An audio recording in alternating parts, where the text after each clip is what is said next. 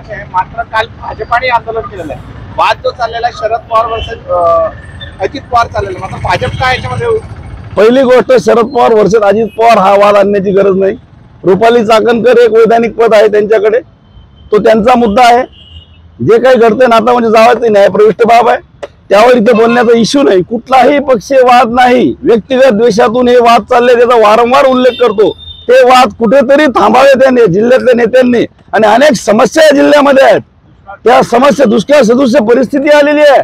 Lumpy सारखा आजाराने पशुधनाला घेरलेला आहे. मी आज दूध संघाचा संचालक आहे. गायींवरती मोठ्या प्रमाणामध्ये त्या ठिकाणी प्रादुर्भाव आहे. त्या ठिकाणी कलेक्टर साहेबांना आम्ही काम त्यांचं चाललेलं आहे. दूध संघामार्फत आम्ही त्या ठिकाणी लक्ष घालत आहोत.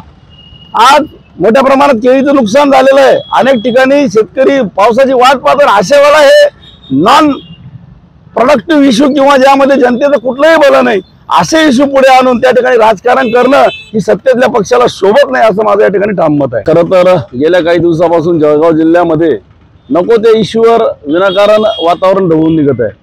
अनेक समस्या शेतकऱ्यांच्या, आज पशुधनावरती लंपी सारखा आजार या जिल्ह्याला ग्रासलेला आहे. शेतकऱ्यांचे अनेक प्रश्न या ठिकाणी प्रलंबित आहेत.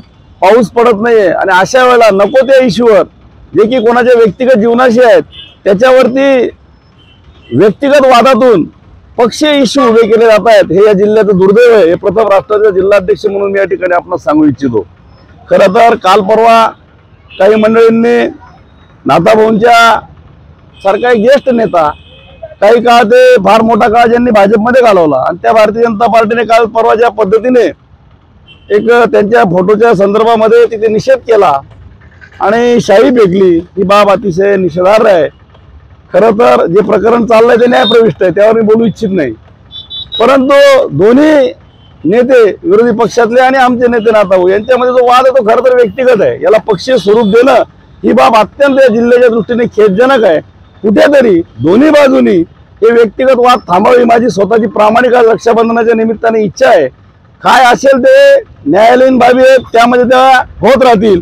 परंतु व्यक्तिगत लेवलला जाऊन टीका करणे, नाथाभाऊ सारख्या व्यक्तिमत्वाला यामध्ये ज्या पद्धतीने शाई फेकली, या अतिशय दुर्दैवी गोष्टी होत आहेत. नवीन पिढीने यातून काय संदेश घ्यावा, काय शिकावं कार्यकर्त्यांनी, ही बाब अतिशय गंभीर आहे. म्हणून या गोष्टीचा आम्ही निषेध करतो.